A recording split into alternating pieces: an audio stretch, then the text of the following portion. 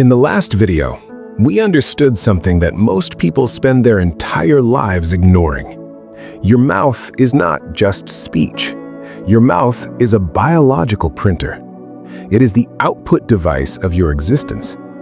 It is the instrument that takes invisible internal code and converts it into visible reality. And once you truly understand that, you stop treating words like decoration, and you start treating them like command. Because words don't merely describe your life. Words shape your life. But today, I need you to do something deeper than just watching the printer work. I need you to take one step back and look at what is feeding that printer. Because a printer can only print what it has inside the cartridge. You can have the best printer in the world. You can have the most expensive paper. You can have the most advanced software. But if you try to print a full-color document using a black ink cartridge, no matter how much you believe, no matter how much you wish, no matter how hard you try, the colors you desire will never appear. The printer is not your problem. The ink is. And in the engineering of life, your heart is that cartridge. Or more accurately, your heart is the hard drive. Your heart is the storage unit. Your heart is the internal database where the information of your entire existence has been recorded. And I know that right now, some of you are hearing the word heart and you're thinking of romance. You're thinking of feelings. You're thinking of poetry. You're thinking of heartbreak. But Jesus did not treat the heart like a poetic metaphor. Jesus treated the heart like a storage system. Jesus treated the heart like a warehouse, a deposit, a vault, a hidden place where something is stored, accumulated, and later extracted. And this is why what Jesus said in Matthew chapter 12, verse 35 is not a religious quote. It is an engineering statement. It is a psychological revelation. It is the blueprint for how human reality works. Jesus said, "A good man brings good things out of the good stored up in him, and an evil man brings evil things out of the evil stored up in him." Now pay attention. Jesus did not say the good man brings good things out of his intentions. He did not say the good man brings good things out of his dreams. He did not say the good man brings good things out of his goals. He said the good man brings good things out of what is stored, out of the treasure, out of the deposit, and the evil man brings evil things out of what is stored, out of his deposit, out of his internal warehouse. In other words, Jesus was teaching something that modern neuroscience only began to confirm in recent decades. You don't produce what you want. You produce what you have in stock. You don't manifest what you desire. You manifest what your system has stored. You don't create what you consciously request. You create what your internal warehouse supplies. And this is the great tragedy of modern spirituality. Modern spirituality tries to change the final product without changing the warehouse. People try to change the output without changing the input. They try to change the print without changing the ink. They go to church. They hear a message of victory. Their conscious mind agrees. Their conscious mind says, yes, that's true. I'm going to change. I'm going to grow. I'm going to prosper. I'm going to break free. And for a few hours, they feel powerful. They feel motivated. They feel inspired. But then they go back to the real world. They go back to their job. They go back to their family. They go back to their routine. They go back to the same environment. And their system does what it was trained to do. It returns to the old stock. Because when the pressure hits, when the fear hits, when the uncertainty hits, your conscious mind is not the one running the show. Your conscious mind is the passenger. Your heart is the pilot. Your heart is the autopilot.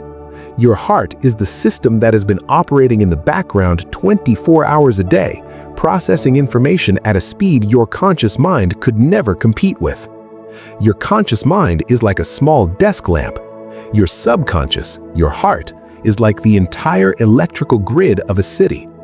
And if your internal warehouse is filled with files of rejection, files of scarcity, files of fear, files of betrayal, files of self-sabotage, then it doesn't matter how loudly you scream faith-based phrases. It doesn't matter how many declarations you repeat. It doesn't matter how many times you say, "I will win." Your biology will keep extracting from the stock that is already stored, because the system was designed to be coherent with what is written inside it. Let me say that again, because this will change your life if you truly understand it. Your system was designed to be coherent with what is written inside it. Not because God is weighing your good works, not because heaven is punishing you, but because the human system was engineered to operate with internal consistency. You are a repetition machine. You are a pattern machine. You are a coherence machine. And if your internal treasure is bankruptcy, even if you win the lottery tomorrow, your subconscious will find a way to take you back to stagnation in record time. Not because you're cursed, not because you're unlucky, but because your system is trying to stay faithful to the master file. The master file, the original program, the core identity, the deepest stored belief. This is why you see people who receive sudden success and then destroy it. This is why you see people who finally get into a healthy relationship and then sabotage it.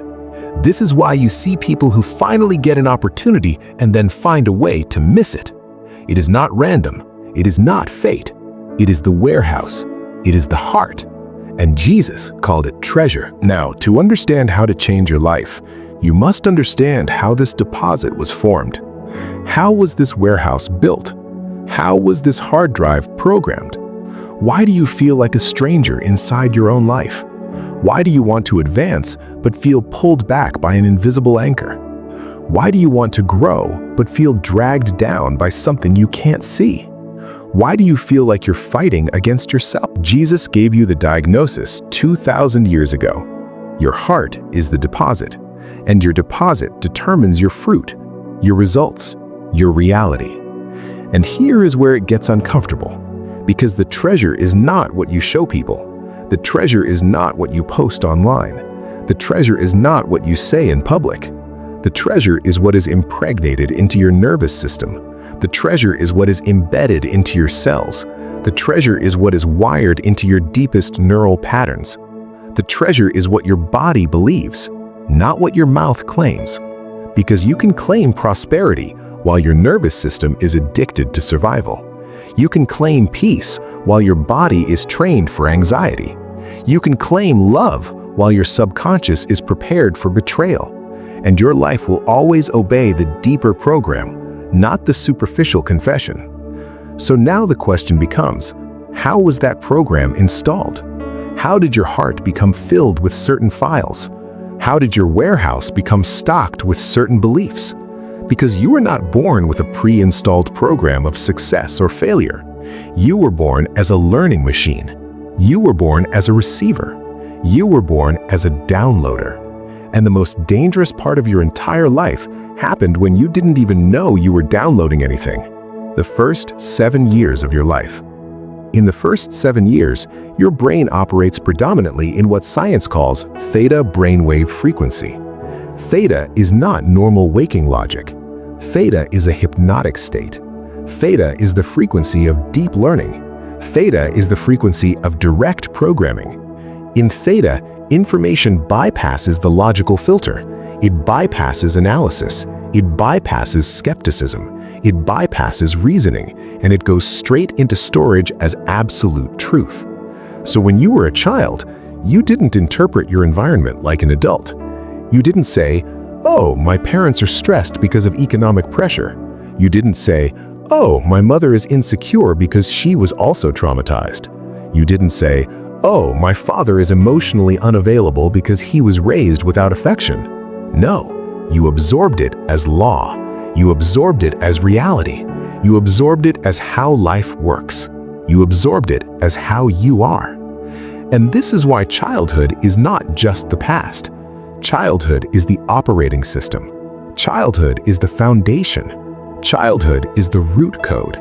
If your parents repeated phrases like, "Life is hard," "Money is evil," "We never get ahead," "People like us don't succeed," Don't dream too big. Success is for other people. Then your system didn't debate it. Your system didn't question it. Your system recorded it. It stored it. It engraved it. And then it built your entire future on top of it. And here is the part that will make you angry, but it will also set you free. You had no defense. You had no firewall. You had no filter. Your first programmers were your parents. Your first programmers were your family. Your first programmers were your environment. And many of them were running corrupted software. They didn't mean to destroy you. They didn't wake up and say, "Let me install a virus into my child." But they were infected, and infected people infect. Wounded people wound. Scarcity-minded people produce scarcity-minded children.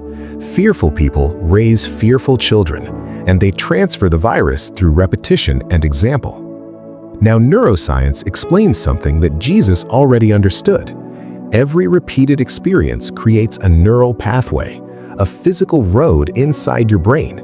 And the more you repeat something, the more that road becomes paved. The more it becomes automatic. The more it becomes the default route. So if you were constantly criticized, your brain built a highway to self-criticism. If you were constantly compared, your brain built a highway to insecurity. If you grew up in an environment of fear, your nervous system became an expert in detecting danger even where danger doesn't exist. If you grew up in an environment of instability, your system became addicted to chaos. Because the brain doesn't choose what is best, the brain chooses what is familiar. This is why some people feel uncomfortable in peace. They were raised in war. This is why some people feel bored in stability. They were raised in instability. This is why some people sabotage love. They were raised around betrayal. Their nervous system is not calibrated for safety. It is calibrated for survival. And Jesus knew this. This is why Jesus spoke of trees and fruit. He wasn't just preaching poetry. He was describing spiritual and mental genetics. He was describing how the root determines the fruit, how the deposit determines the output, how the internal stock determines the external manifestation. But here is the problem. You grew up, your body grew, your face changed, your voice changed, your responsibilities changed, but your hardware is still running the program installed when you were a defenseless child. And this is why so many of you feel an unbearable internal conflict. Your conscious mind, the part of you that is only about 5% of your processing power, wants to prosper, wants to have a healthy relationship, wants to have peace, wants to have joy, wants to build a business, wants to be free. But the other 95%, your subconscious, your heart, your deposit, is running a program of survival and limit. It is a disproportionate battle. It is like trying to type a message of hope on a keyboard where half the keys are programmed to write tragedy. You try to change by willpower, but willpower is a limited resource. Willpower gets tired. Willpower runs out. Willpower is like a battery. But your programming is automatic. It is relentless. It is always on. And if you don't understand that your heart was programmed by repetition and emotional impact, you will remain a prisoner of your past, believing your destiny is bad luck, when in reality, your destiny is simply the statistical result of the files stored in your warehouse. This is why Jesus did not come only to give you a place in heaven. He came to show you how to reset the programming that keeps you enslaved on earth. He came to expose the system. He came to reveal the mechanism. He came to give you authority over your own internal world. Because you cannot delete what you refuse to admit exists. You cannot heal what you deny. You cannot change what you won't confront. So your first assignment is not to try harder. Your first assignment is to look at your results today and identify which programs were installed in your childhood. Because your current deposit is the sum of the voices that surrounded you. But here's the good news. The engineering of God is not fragile. The hardware can be remapped. The brain can be rewired. The heart can be renewed, but only through a new protocol of input. And this conflict between what you desire and what you actually produce has a technical name in the engineering of the mind. It's called cognitive dissonance. But Jesus described it long before psychology existed. Jesus said, "A kingdom divided against itself cannot stand." Most people live in a constant civil war. Their conscious will is the foot soldier, their subconscious deposit is the five-star general, and the fatal error that keeps people trapped is believing willpower is enough. Modern science confirms what spiritual truth already revealed. The conscious will is processed in the prefrontal cortex. This region consumes enormous energy, and it fatigues quickly. But your deposit, your heart, is operated by older brain structures, the basal ganglia, the limbic system, systems that are faster, older, more automatic, more efficient. When you consciously decide, I will prosper, but your internal file says, I am unworthy, your brain triggers a coherence mechanism. Your brain hates being wrong. Your brain has a biological need to make external reality match internal maps. If your map says you always lose in the end, your nervous system will sabotage a golden opportunity just to keep your inner world consistent. This is why the Apostle Paul, in one of the deepest psychological spiritual analyses ever written, said in Romans chapter 7, "The good I want to do, I do not do, but the evil I do not want to do, I keep on doing." Paul was describing a hardware conflict. He was describing a law operating in his members, in his biology, that was contrary to the law of his mind. In other words, Paul was saying, my conscious mind wants one thing, but my internal programming produces another. That is not a character flaw. That is a system issue. That is a deposit issue. That is a heart issue. And now you begin to understand why you feel like you're fighting yourself. Your deposit is like a thermostat. If your thermostat is set to 20 degrees of success and life pushes you to 30 degrees, your subconscious will open the windows and turn on the air conditioner to bring you back down to 20. Even if that means losing money, even if that means ending a relationship, even if that means getting sick, even if that means missing the opportunity. You call it bad luck. Jesus calls it treasure, because the system is extracting what is stored. And until you change what is stored, you will keep printing the same life.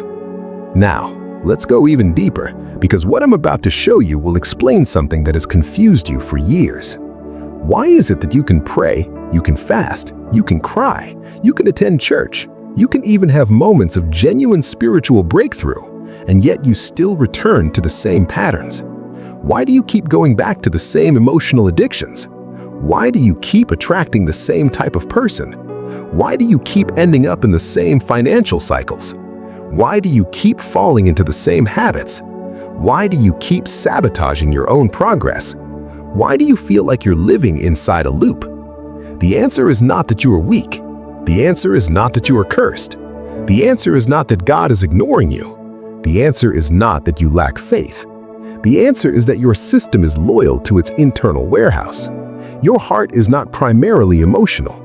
Your heart is informational. Your heart is not just feelings. Your heart is files. Your heart is code. Your heart is stored identity. And your life is simply the visible projection of invisible stored information. This is why Jesus used the word treasure, because treasure is not what you temporarily touch. Treasure is what you accumulate. Treasure is what you keep. Treasure is what you store for later extraction. And what you store becomes what you distribute. So if your heart is full of scarcity, you distribute scarcity. If your heart is full of fear, you distribute fear. If your heart is full of rejection, you distribute rejection. If your heart is full of betrayal, you distribute betrayal. Not because you want to, but because you are stocked with it. You are supplied with it. You are filled with it.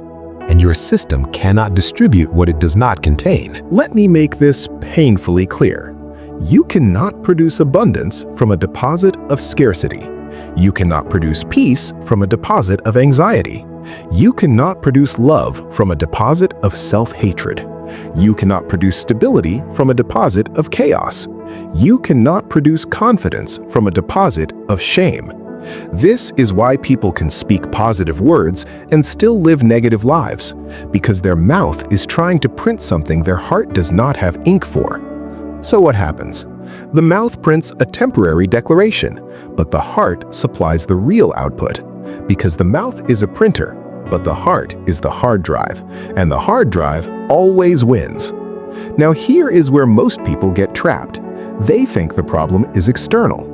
They think, if my boss changes, I'll be happy. If my spouse changes, I'll be free. If my bank account increases, I'll be at peace. If I move to another city, I'll start over. If I find the right church, I'll finally grow. But the truth is brutal. You can change your environment, but you cannot outrun your deposit. You can change your location, but you cannot escape your warehouse. You can change your job, but you cannot escape your internal stock. You can change your relationship, but you cannot escape your stored identity.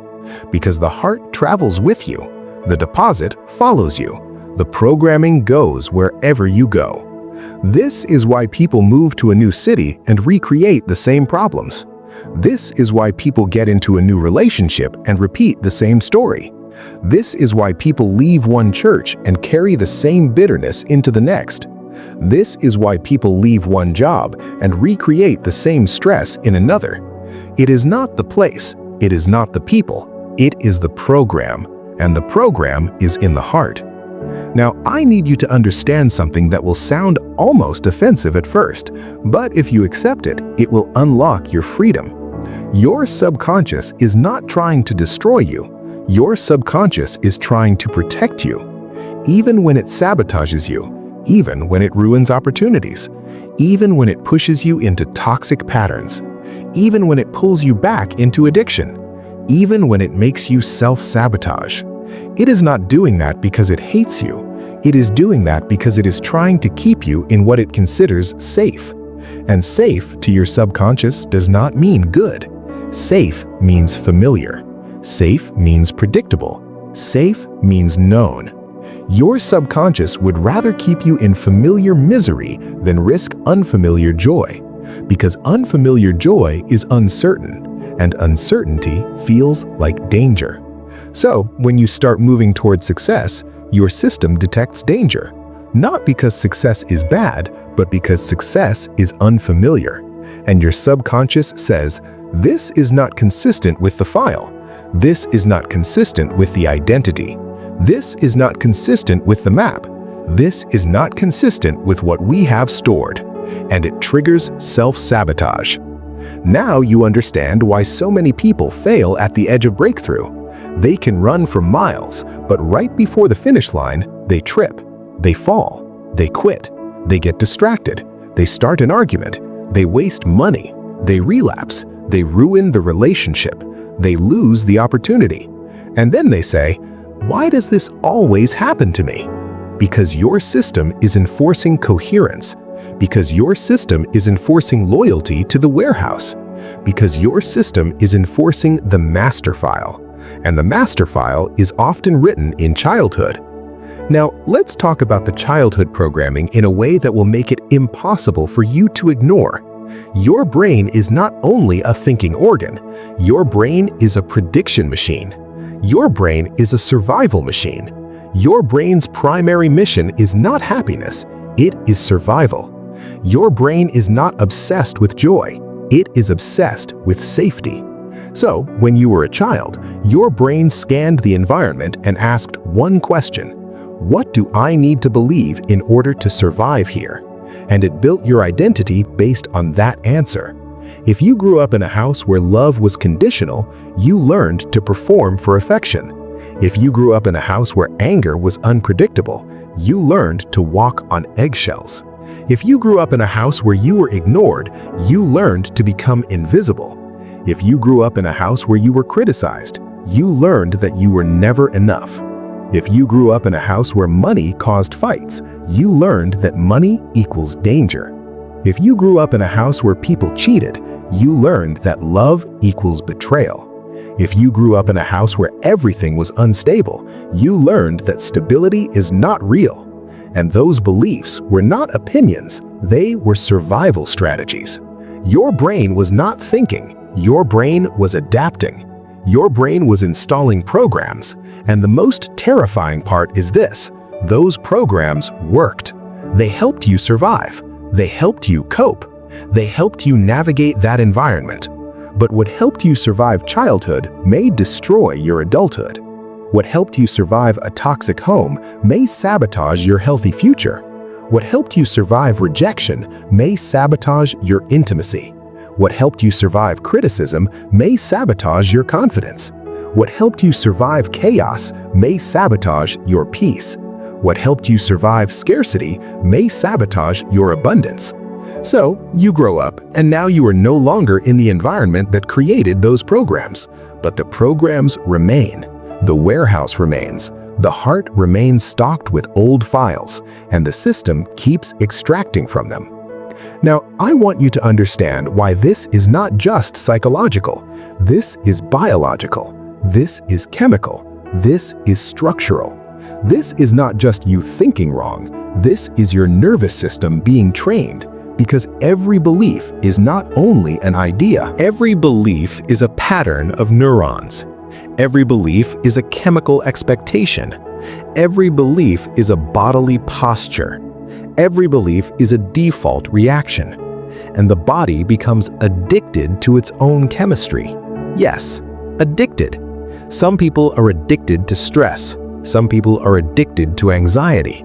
Some people are addicted to chaos. Some people are addicted to drama. Some people are addicted to sadness because their body has repeated that chemical cycle for so long that it became normal.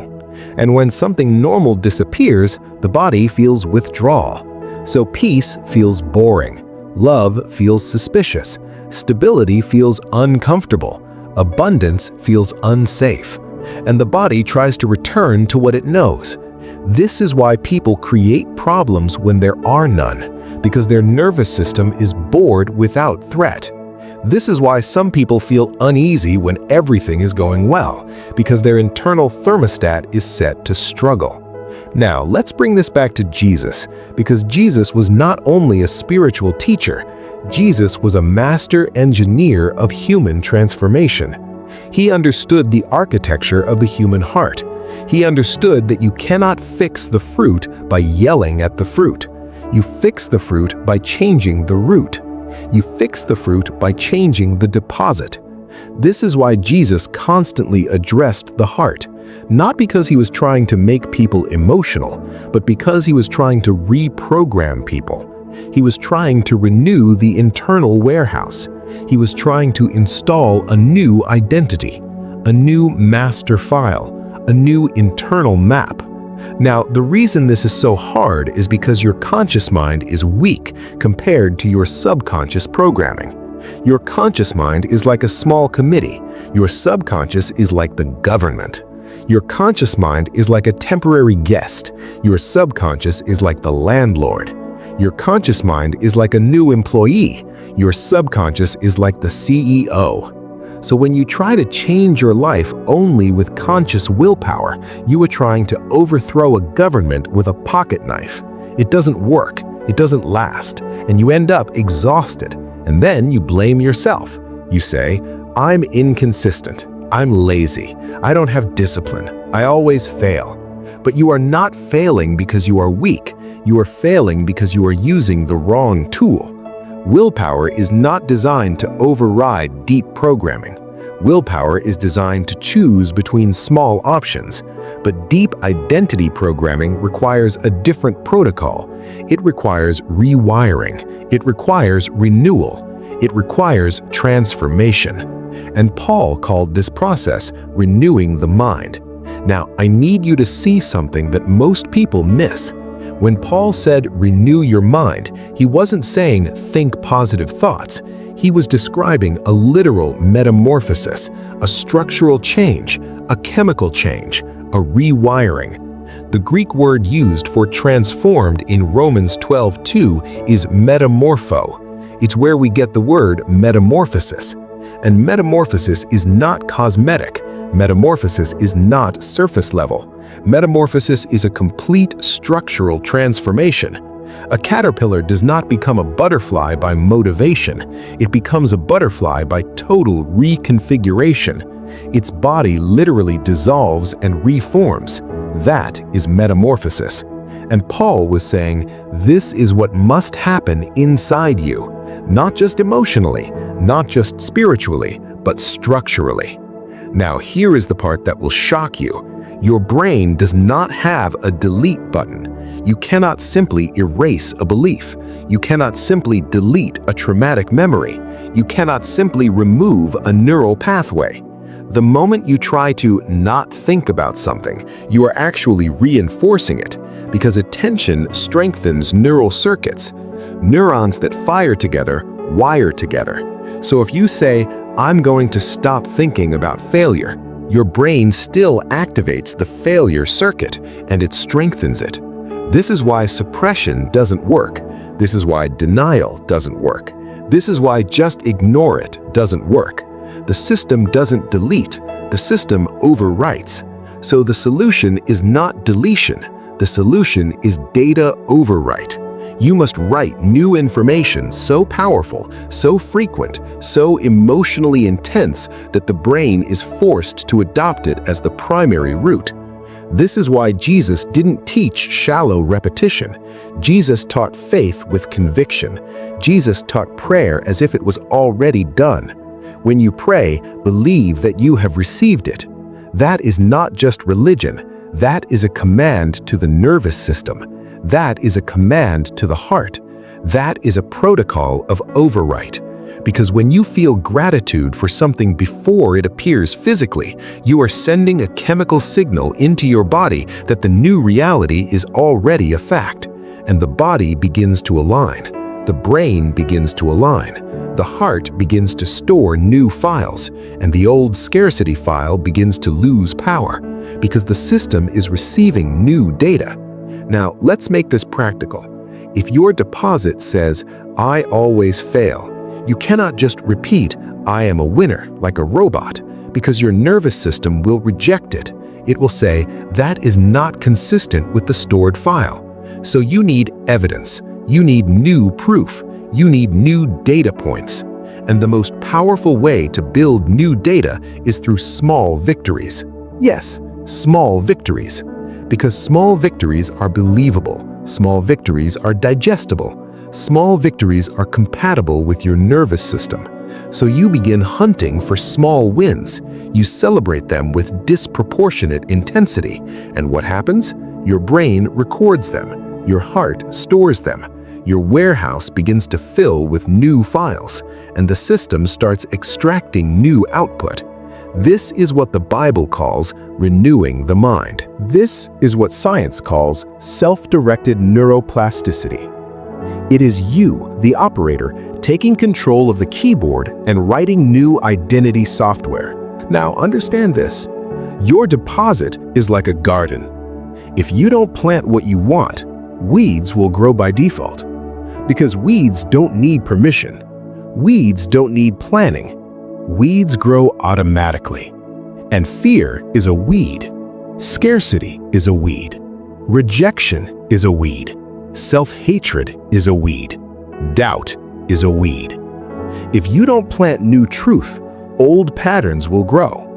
And the cleaning of the deposit requires ruthless vigilance. You must become an auditor of yourself. You must question every thought that tries to enter the warehouse. If a fear-based thought knocks on the door, you don't fight it. You don't wrestle with it. You simply present a new file.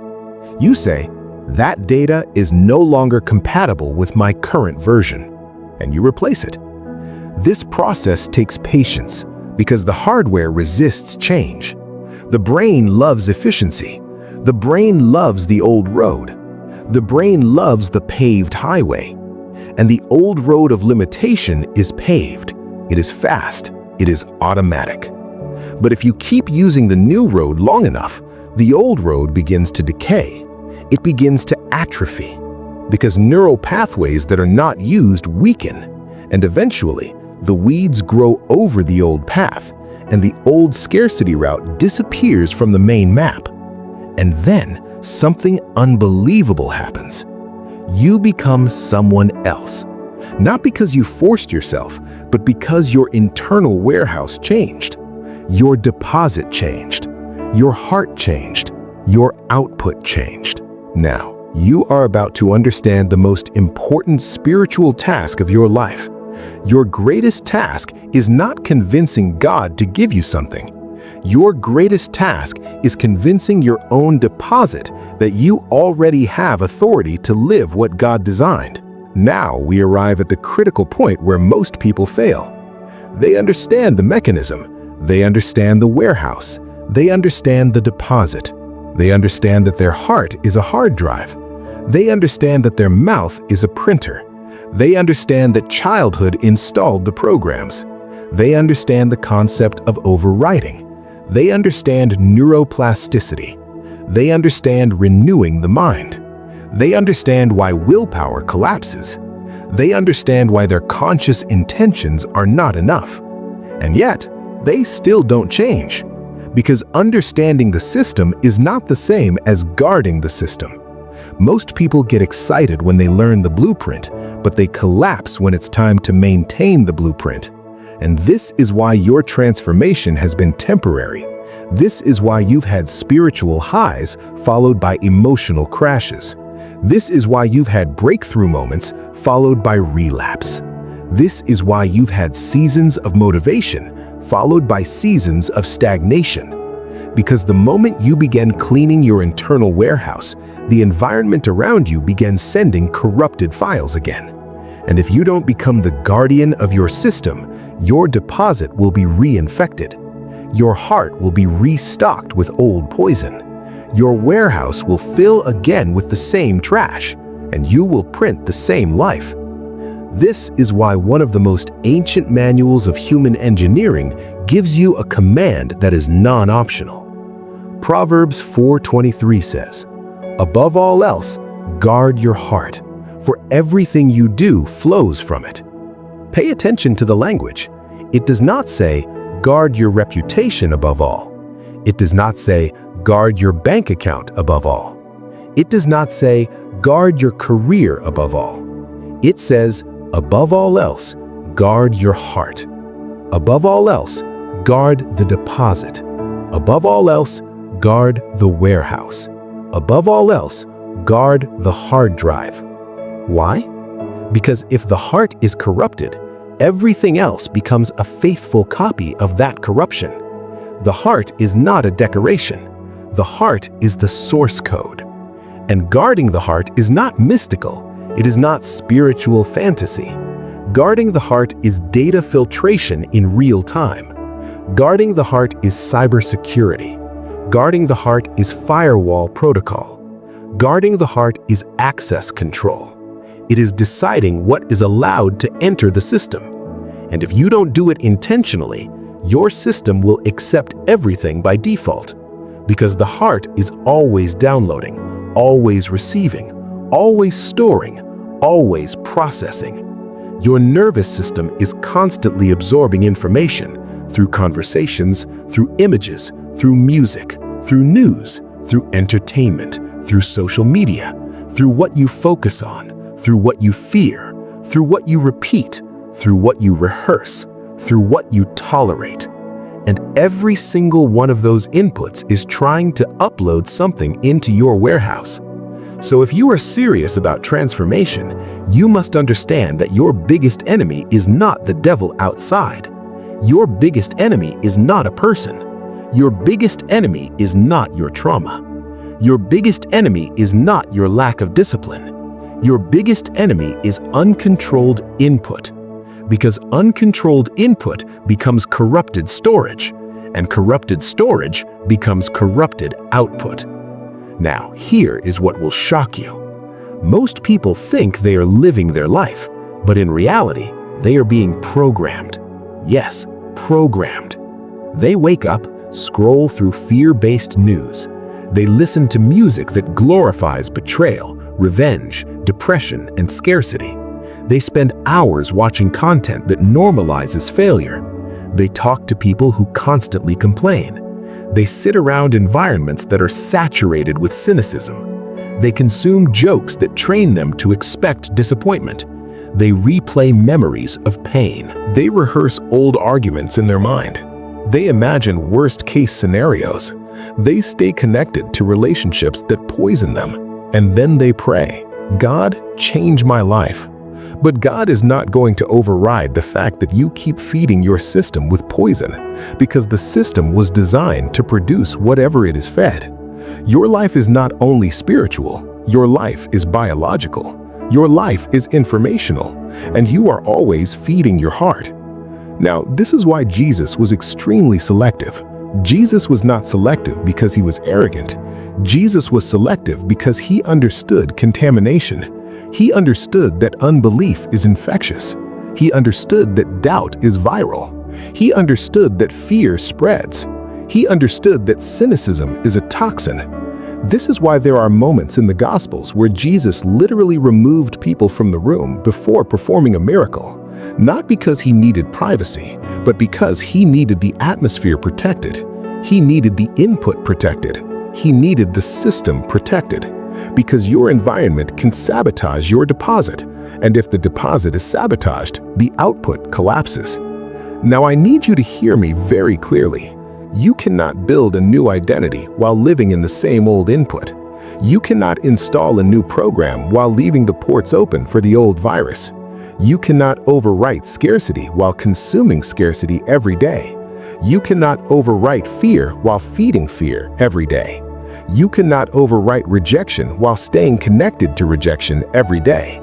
You cannot overwrite doubt while listening to doubt every day. You cannot. It is impossible. And the reason is simple. The subconscious learns through repetition and emotion. So if you are repeating toxic input daily, even if you have one powerful church service on Sunday, the daily input wins, because the daily input becomes the dominant file. This is why some of you have been in church for 10 years and still live like slaves. Not because the gospel is weak, but because your heart is being contaminated daily. You are trying to clean a warehouse while leaving the doors open. You are trying to purify the water while drinking poison. You are trying to renew the mind while feeding the old mind. And the system will always obey the strongest and most frequent signal. Now, let's get extremely practical. What does it mean to guard your heart? It means you become a gatekeeper. It means you become the administrator of your own mind. It means you stop being a passive consumer and you start being a conscious selector. It means you ask one question about everything you allow into your system. What file is this installing in me? Every conversation installs a file.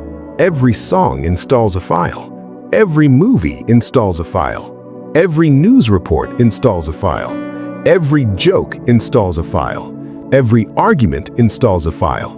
Every social media scroll installs a file. Every memory replay installs a file. And the file you install becomes the file you store. And the file you store becomes the file you extract. And the extracted file becomes the life you live. This is why people live in cycles. They keep feeding the same files and they keep printing the same life. Now, the reason guarding the heart feels so hard is because the world is designed to bypass your conscious filters. The world is engineered to hijack your attention. It is engineered to trigger your emotions. It is engineered to manipulate your nervous system. It is engineered to keep you in fear. Because fear is profitable. Fear keeps you addicted. Fear keeps you watching. Fear keeps you scrolling. Fear keeps you consuming. Fear keeps you reactive. Fear keeps you controllable. And when you are in fear, you are in survival mode. And survival mode makes you easier to program. Now you understand something terrifying. The world is not neutral. The world is not just information. The world is an input war. And if you are not guarding your heart, you are losing that war every day. Now let's go even deeper, because you might say, okay, I understand input matters, but why does it matter so much? Because your subconscious does not learn through logic. Your subconscious learns through emotion. Your subconscious learns through repetition. Your subconscious learns through imagery. Your subconscious learns through association. So if you watch something and it triggers fear, even if your conscious mind says, that's just a movie, your subconscious says, danger, and it stores the feeling. It stores the chemistry. It stores the pattern. It stores the map, and then later, in real life, your system reacts, not based on what you logically know, but based on what you emotionally stored. This is why some people panic in safe situations.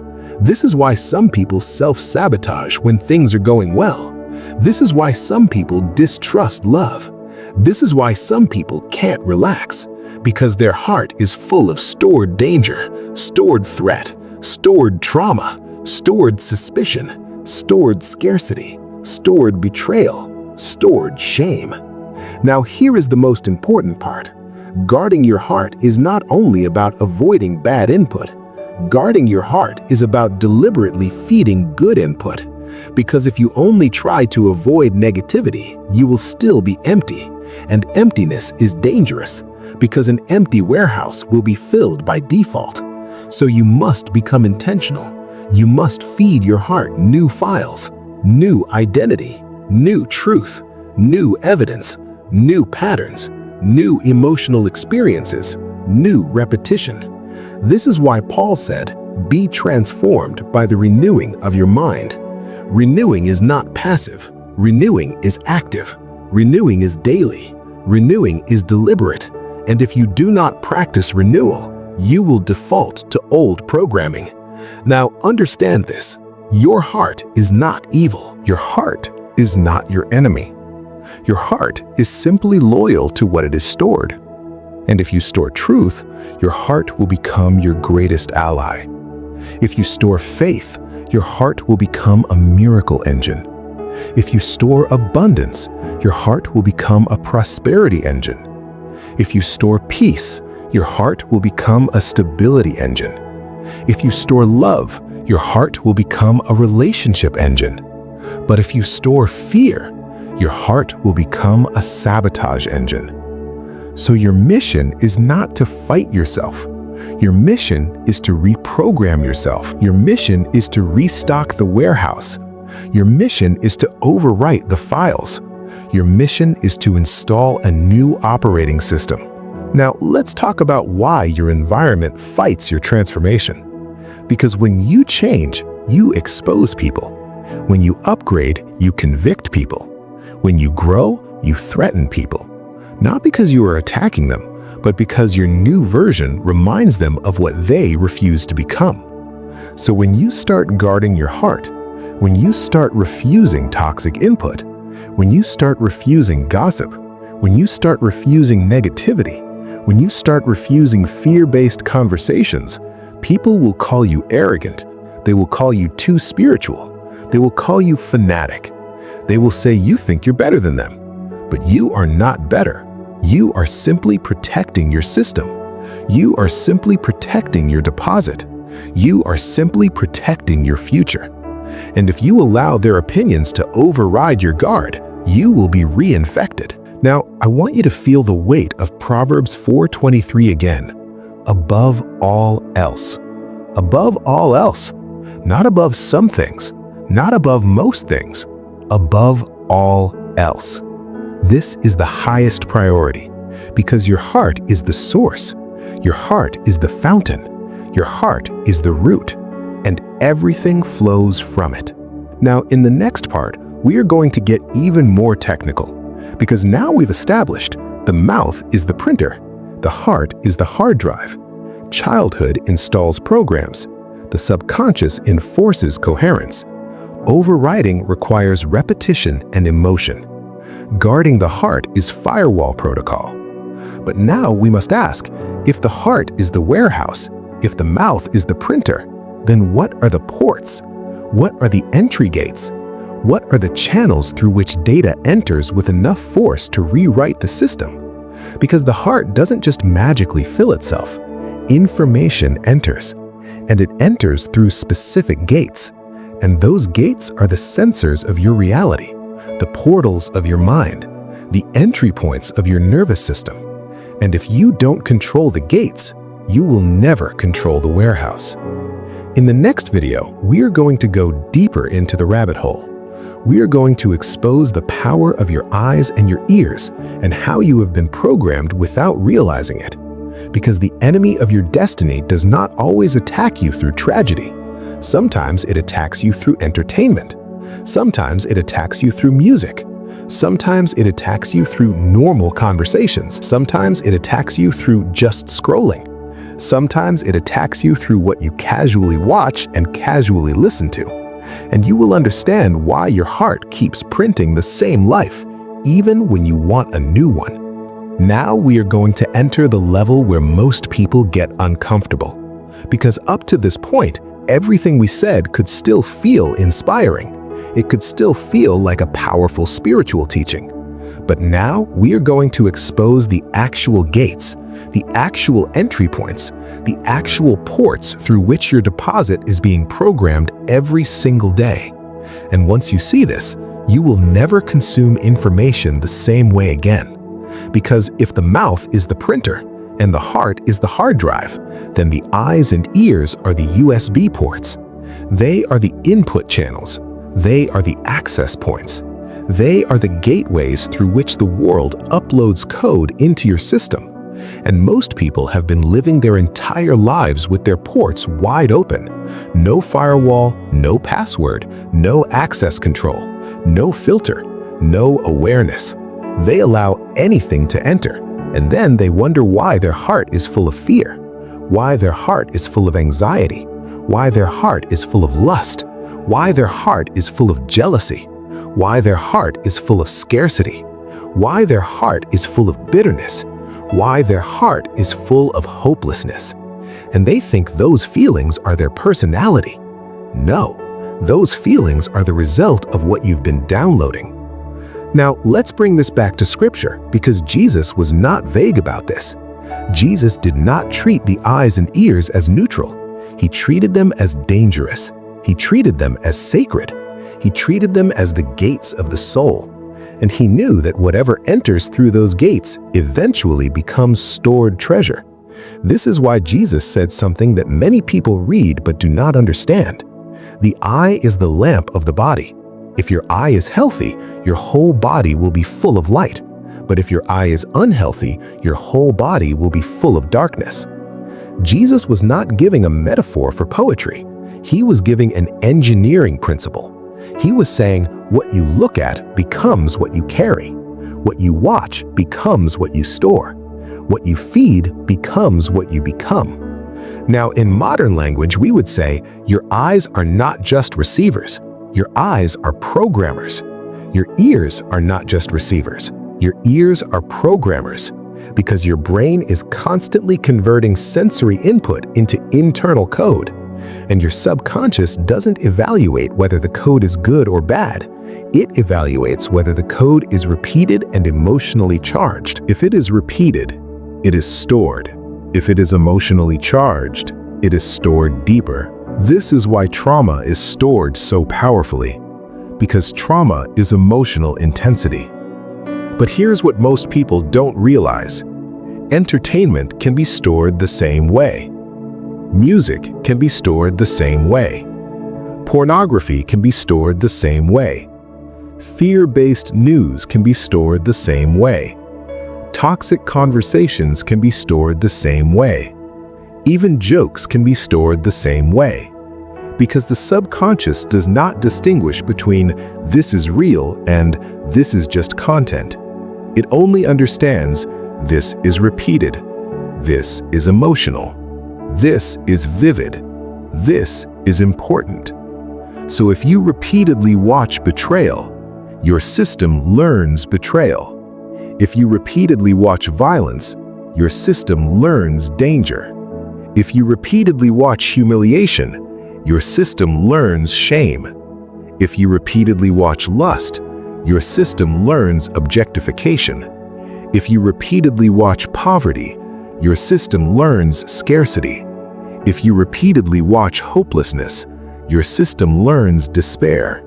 And then later, you wonder why you feel heavy, why you feel anxious, why you feel unmotivated, why you feel depressed, why you feel disconnected, why you feel like your heart is dark, because your lamp has been filled with darkness.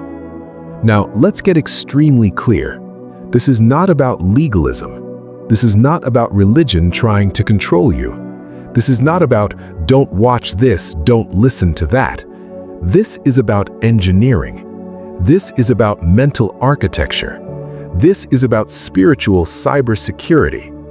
If you were the CEO of a company and someone told you your servers are being hacked daily, you would not say, "Oh, that's legalism." You would say, "Where is the breach? What is the entry point? How do we secure it?" You would take it seriously. But your heart is more valuable than any company server. Your heart is the source of your destiny. Your heart is the source of your relationships. Your heart is the source of your finances. Your heart is the source of your peace. Your heart is the source of your future. And yet you let anything enter. You let the world upload whatever it wants, and then you pray, "God, change me." But God is saying, "I gave you gates. I gave you authority. I gave you a firewall. Use it." Now, let's talk about your ears, because the ears are even more dangerous than the eyes in certain ways. Why? Because you can close your eyes, but you cannot easily close your ears. Sound travels, words enter, conversations program, and what you hear repeatedly becomes internal truth. This is why, for many of you, the most toxic programming in your heart did not come from a movie. It came from a sentence your father said, a sentence your mother said, a sentence a teacher said, a sentence a pastor said, a sentence a friend said, a sentence a bully said, and it entered your system like a virus. You're stupid. You'll never succeed. You're not attractive. You always mess things up. You're not like the others. You don't belong. You're too much. You're not enough. And because you were a child, because you were in theta, because you were in a hypnotic learning state, you didn't debate it. You didn't analyze it. You didn't reject it. You stored it. And it became a master file. Now you are an adult, but that file is still running, and you call it your personality. No, it is your programming. Now understand this. The enemy does not always program you through pain. Sometimes the enemy programs you through repetition. Sometimes the enemy programs you through subtlety. Sometimes the enemy programs you through normalization. Normalization is one of the most dangerous weapons in existence because what is normalized becomes acceptable. What is acceptable becomes repeatable. What is repeatable becomes stored. What is stored becomes identity, and identity becomes destiny. So if you normalize complaining, your heart stores complaining. If you normalize gossip, your heart stores gossip. If you normalize pornography, your heart stores lust. If you normalize toxic relationships, your heart stores dysfunction. If you normalize fear, your heart stores fear. If you normalize scarcity, your heart stores scarcity. And then later, you wonder why you feel heavy, why you feel anxious, why you feel unmotivated, why you feel depressed, why you feel disconnected, why you feel like your heart is dark, because your lamp has been filled with darkness. Now, let's get extremely clear. This is not about legalism. This is not about religion trying to control you. This is not about don't watch this, don't listen to that. This is about engineering. This is about mental architecture. This is about spiritual cybersecurity. If you were the CEO of a company and someone told you your servers are being hacked daily, you would not say, "Oh, that's legalism." You would say, "Where is the breach? What is the entry point? How do we secure it?" You would take it seriously. But your heart is more valuable than any company server. Your heart is the source of your destiny. Your heart is the source of your relationships. Your heart is the source of your finances. Your heart is the source of your peace. Your heart is the source of your future. And yet you let anything enter. You let the world upload whatever it wants, And then you pray, God, change me. But God is saying, I gave you gates. I gave you authority. I gave you a firewall. Use it. Now, let's talk about your ears, because the ears are even more dangerous than the eyes in certain ways. Why? Because you can close your eyes, but you cannot easily close your ears. Sound travels, words enter, conversations program, and what you hear repeatedly becomes internal truth. This is why, for many of you, the most toxic programming in your heart did not come from a movie. It came from a sentence your father said, a sentence your mother said, a sentence a teacher said, a sentence a pastor said, a sentence a friend said, a sentence a bully said, and it entered your system like a virus. You're stupid. You'll never succeed. You're not attractive. You always mess things up. You're not like the others. You don't belong. You're too much. You're not enough. And because you were a child, because you were in theta, because you were in a hypnotic learning state, you didn't debate it. You didn't analyze it. You didn't reject it. You stored it. And it became a master file. Now you are an adult, but that file is still running, and you call it your personality. No, it is your programming. Now understand this. The enemy does not always program you through pain. Sometimes the enemy programs you through repetition. Sometimes the enemy programs you through subtlety. Sometimes the enemy programs you through normalization. Normalization is one of the most dangerous weapons in existence, because what is normalized becomes acceptable. What is acceptable becomes repeatable. What is repeatable becomes stored. What is stored becomes identity, and identity becomes destiny. So if you normalize complaining, your heart stores complaining. If you normalize gossip, your heart stores gossip. If you normalize pornography, your heart stores lust. If you normalize toxic relationships, your heart stores dysfunction. If you normalize fear, your heart stores fear. If you normalize scarcity, your heart stores scarcity. And then later, you wonder why you feel heavy, why you feel anxious, why you feel unmotivated, why you feel depressed, why you feel disconnected, why you feel like your heart is dark, because your lamp has been filled with darkness. Now, let's get extremely clear. This is not about legalism. This is not about religion trying to control you. This is not about don't watch this, don't listen to that. This is about engineering. This is about mental architecture. This is about spiritual cybersecurity. If you were the CEO of a company and someone told you your servers are being hacked daily, you would not say, oh, that's legalism. You would say, where is the breach? What is the entry point? How do we secure it? You would take it seriously. But your heart is more valuable than any company server. Your heart is the source of your destiny. Your heart is the source of your relationships. Your heart is the source of your finances. Your heart is the source of your peace. Your heart is the source of your future. And yet you let anything enter. You let the world upload whatever it wants, and then